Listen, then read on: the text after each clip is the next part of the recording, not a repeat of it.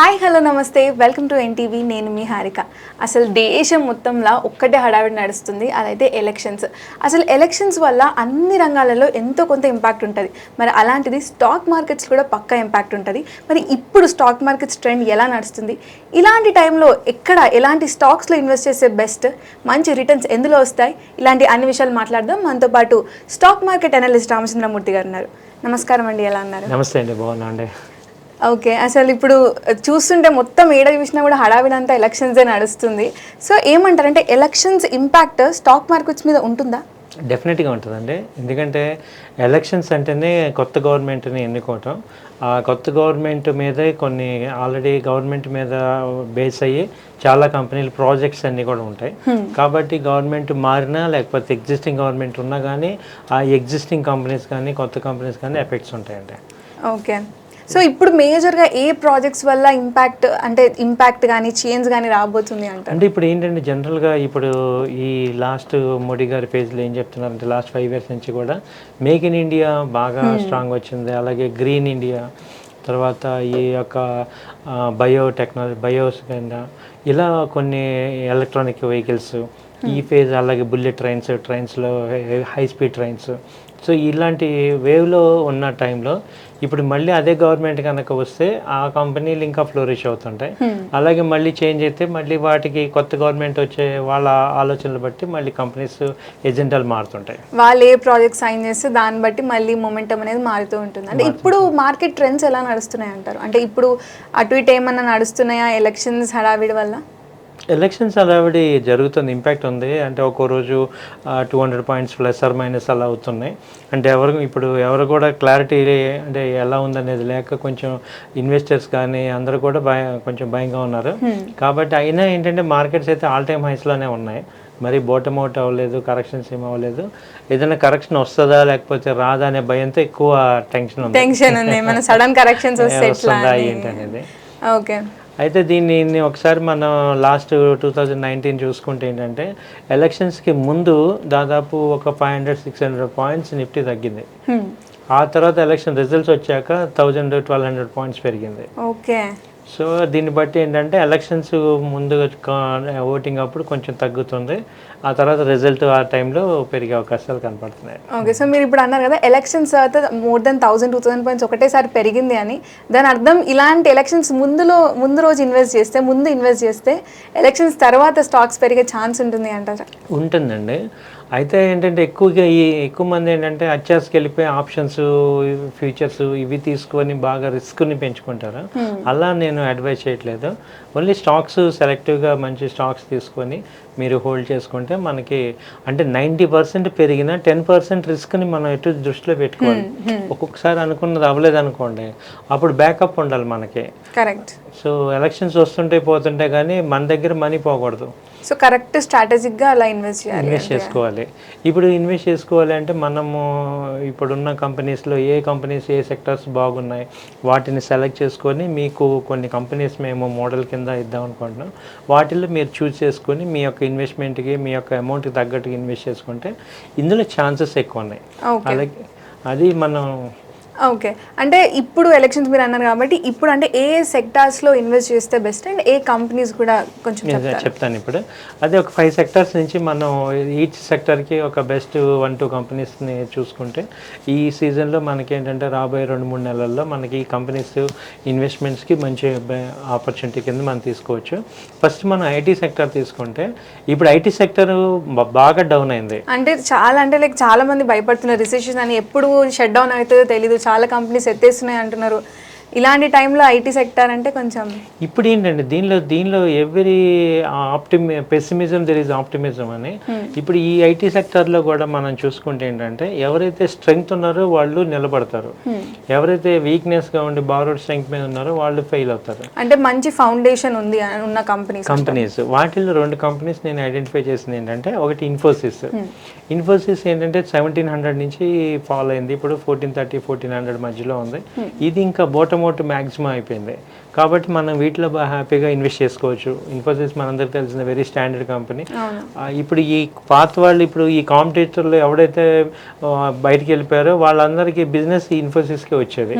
కాబట్టి ఇది కొంచెం అడ్వాంటేజ్ అనమాట. ఎప్పుడైనా కానీ రెసిషన్లో స్ట్రాంగ్గా ఉన్న వాళ్ళే నిలబడతారు. కరెక్ట్. అంటే ఇది ఇన్ఫోసిస్ అట్లా 300-400 పాయింట్స్ పడిపోవడానికి మేజర్ రీజన్స్ రెసిషన్ అంటారా? రెసిషన్ కన్నా కూడా ఈ వార్ ఎఫెక్ట్ కొంచెం ఎక్కువ వచ్చిందండి. ఇజ్రాయెల్ వారును ప్లస్ ఉక్రెయిన్ వారు, యూరోప్లో ఇది అవటం, తర్వాత యుఎస్ మార్కెట్స్ ఇవి అవటం అన్నీ కలిసి వచ్చాయన్నమాట. అంటే ఒక రీజన్ ఏంటంటే ఇప్పుడు ఈ కంపెనీ పర్ఫార్మెన్స్ ప్రాబ్లం ఏం లేదు, వీళ్ళు న్యూ టెక్నాలజీ డెవలప్ చేస్తున్నారు, ఆర్టిఫిషియల్ ఇంటెలిజెన్స్ ఇప్పుడు మార్కెట్ కాంపిటేటివ్గా ఎక్కువ ఉంది. సో ఇప్పుడు ఇండియాలో కానీ గ్లోబల్లో కానీ ఇది టాప్ 20 కంపెనీస్లో ఉంది గ్లోబల్గా కూడా. ఇండియాలో టాప్ లీడింగ్ ఐటీ కంపెనీ మనకి. అంటే కంపెనీ పరంగా కానీ అలాగే సిబ్బంది నైపుణ్యం వాళ్ళ గురించి ప్రాబ్లం లేదు. గ్లోబల్ ఎకానమీ కండిషన్స్ వల్ల బిజినెస్ స్టాగ్నెంట్ అవుతుంది. అండ్ మోర్ ఓవర్ ఏంటంటే ఎవ్రీ కంట్రీకి వాళ్ళ ఐటీ మీదే dependence. So major part of the revenue ఐటీనే ఉంటుంది. కాబట్టి ఇది ఎప్పుడు డౌన్ అయిపోయేది ఏమి ఉండదు. కొంత డౌన్ రావచ్చు కానీ మళ్ళీ పైకి వెళ్ళాల్సిన ఇండస్ట్రీ అనేది. కాబట్టి ఇది మనం ఏమీ భయపడాల్సిన అవసరం లేదు. ఐటీని ఇన్ఫోసిస్ ఒకటి ఉంది, అలాగే హెచ్సిఎల్ టెక్ కూడా 1300 ఆ రేంజ్లో ఉంది. ఇది కూడా 1600 ఆ రేంజ్ దాకా వెళ్ళి వచ్చింది. కాబట్టి మళ్ళీ అంత ఛాన్సెస్ ఉన్నాయి దీనిలో. సో ఎంత పర్సెంట్ ఎక్స్పెక్ట్ చేయొచ్చు గ్రోత్? 20%, 15-20% గ్రోత్ రెండిట్లోనే ఎక్స్పెక్ట్ చేయొచ్చండి.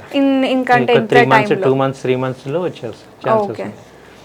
అలాగే నెక్స్ట్ ఆటోమొబైల్ తీసుకుంటే మనం లాస్ట్ టైం కూడా ఈ 2 కంపెనీలు మాట్లాడుకున్నాం. టీవీఎస్ మోటార్ చెప్పాను, అది 1900 ఆ రేంజ్లో చెప్పాను, అది 2100 దాకా వెళ్ళింది.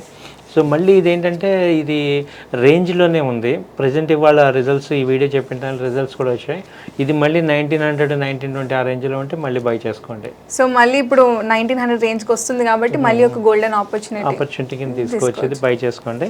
అలాగే టాటా మోటార్స్ ఏంటంటే ఇప్పుడు 900 కట్ అయితేనే అది ప్రాబ్లమ్. ఇది బాగా ర్యాలీ వచ్చినా ఇంకా దీనికి ఫ్యూచర్ ఉంది, సస్టైన్మెంట్ ఉంది. కొన్నవాళ్ళు ఎవరు కూడా అంత టెన్షన్ అవ్వాల్సిన అవసరం లేదు. భయాన్ని డిప్ స్ట్రాటజీ ఇది బాగా హోల్డ్ అవుతుంది. ఇది కూడా తీసుకోవచ్చు.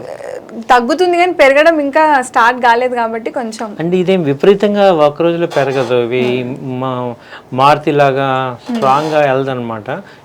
ఇవి స్లోగా వెళ్తుంది. ఎందుకంటే దీన్ని ప్రోడక్ట్ అంతా కూడా ఇప్పుడు ఈవీ మీద బాగా ఫోకస్ చేస్తున్నారు. దీన్ని గ్రోత్ నేను అనుకుంటా నెక్స్ట్ 4 years తీసుకుంటే ఇది డబుల్ అయిపోతుంది.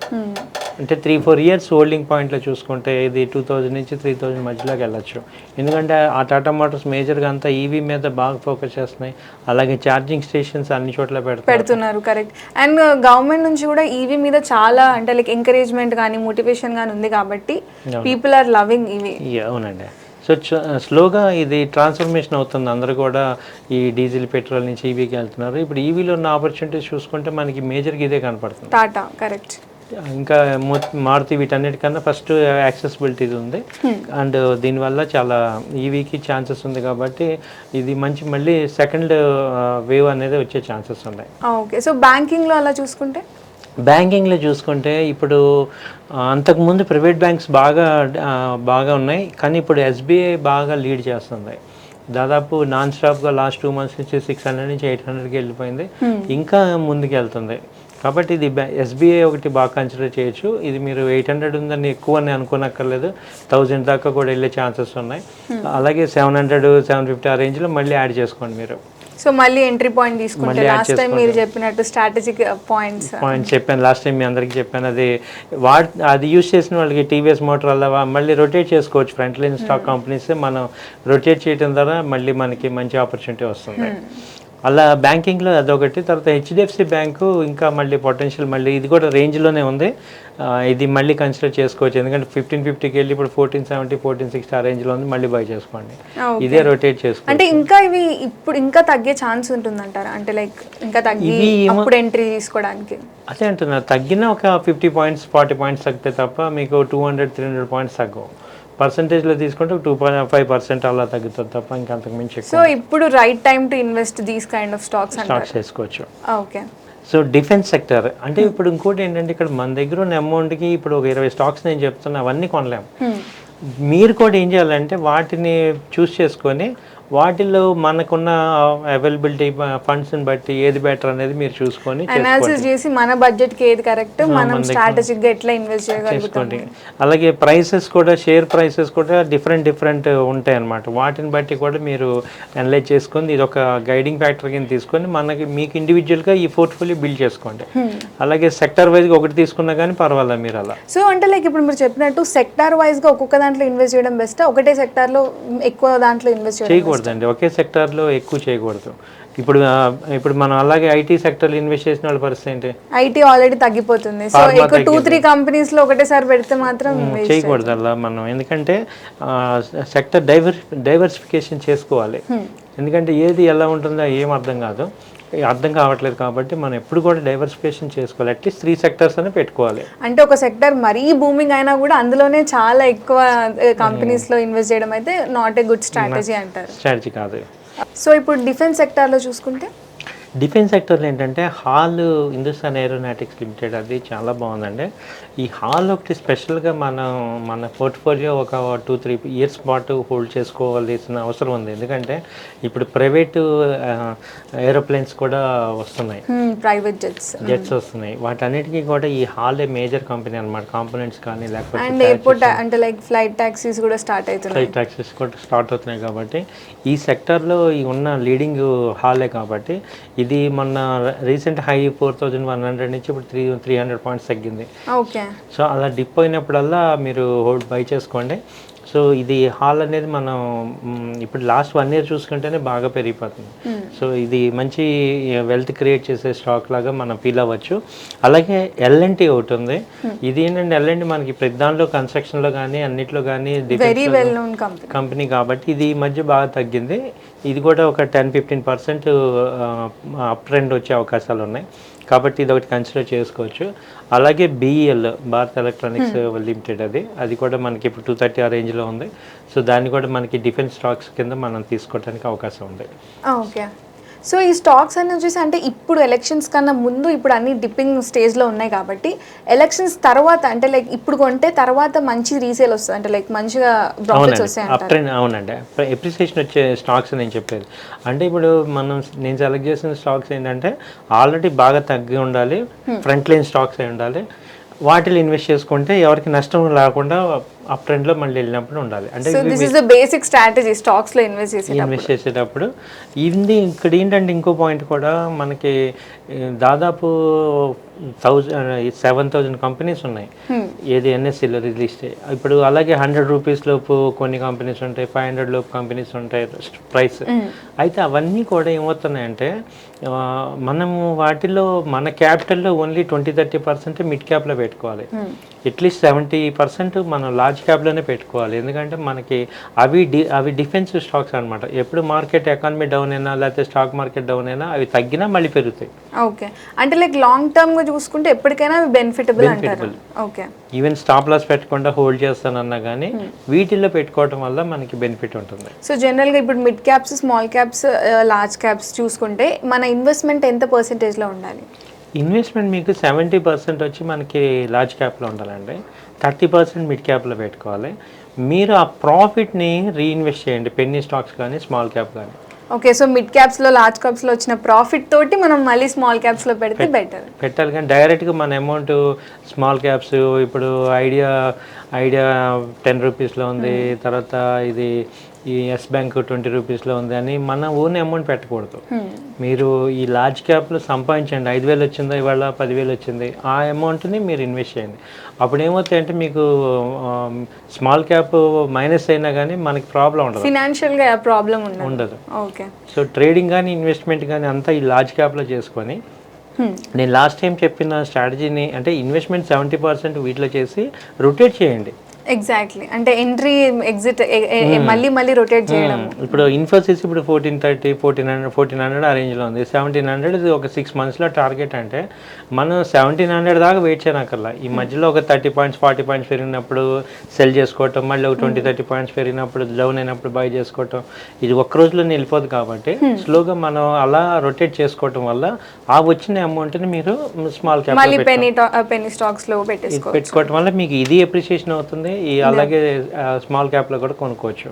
ఇలా మీరు ఒక 1 ఇయర్ చేశారంటే మీకు చూస్తుండగానే మీ వెల్త్ క్రియేట్ అవుతుంటుంది. కరెక్ట్. ఓవరాల్గా ఏంటంటే ఇండియా ఈజ్ గ్రోయింగ్, అది ఎటు షైన్ అవుతుంది. ఈ టెంపరీ సెట్ బ్యాక్స్, టెంపరీగా వచ్చే మార్కెట్ కరెక్షన్స్ని మీరు ఇగ్నోర్ చేసుకోండి. అంటే ఇప్పుడు సర్టెన్ టైంలో కొన్ని వార్స్ వల్ల కావచ్చు, రెసెషన్స్ వల్ల కావచ్చు, కొన్ని ఎఫెక్ట్ అవుతాయి. అది ఓన్లీ ఫ్యూ మంత్స్ వరకే. దాన్ని మనం అడ్వాంటేజ్ తీసుకొని డౌన్ సైడ్ మళ్ళీ మనం బై చేసుకునేట్టు ఉండాలి, కానీ ప్యానిక్ కావాల్సిన అవసరం లేదు. So correct. And at the same time downside ఏ ఫాలో అవుతున్నాయో అందులో ఏది బేస్ స్ట్రాంగ్ ఎక్కువ ఉందో తెలుసుకొని అనాలిసిస్ చేసి ఇన్వెస్ట్ వాటిలో చేసుకోండి. ఓకే. అది నేను మొత్తం ఏంటంటే మనం ఎప్పటి వరకు సేఫ్ అంటే మీరు లార్జ్ క్యాప్లో 70% మీరు ఏదైతే పెట్టుకుంటారో అది సేఫ్. అది ఎప్పటికైనా ఇప్పుడు తగ్గుతుంది అనిపిస్తుంది, కానీ లాంగ్ టైమ్ లో చూసుకుంటే అది ఎప్పటికైనా సేఫ్, ఎప్రిసియేషన్ ఉంటుంది. ఆ ప్రాఫిట్ ని మీరు ఇన్వెస్ట్ చేయమన్నా ఏది స్మాల్ క్యాప్ లో. సో ఇప్పుడు మీరు అప్పుడు ఏమవుతారు, నా స్ట్రాటజీ ఫాలో అయితే అన్ని సెగ్మెంట్స్ లో మనం ఉంటాం. కరెక్ట్. సో ఇప్పుడు మీరు అన్న ఈ స్టాక్స్ ఏవైతే మీరు ఇప్పుడు ఈ రోజు మనం మాట్లాడుకున్నామో అవన్నీ ఎలక్షన్స్ తర్వాత, అంటే ఎలక్షన్స్ రిజల్ట్ తర్వాత కూడా ఇంపాక్ట్ ఇట్లే ఉంటుంది, ఇంపాక్ట్ పాజిటివ్గా ఉండే పాజిటివ్గా ఉన్నాయి. సో చూసారు కదా, ఇప్పుడే కరెక్ట్ టైం, ఎందుకంటే ఎలక్షన్స్ ఆల్రెడీ నడుస్తున్నాయి కాబట్టి ఇలాంటి స్టాక్స్లో మనం ఇన్వెస్ట్ చేస్తే మాత్రం after elections good return on investments తెలుసుకోవచ్చు. So that was NTV. Thank you అండి. నమస్తే.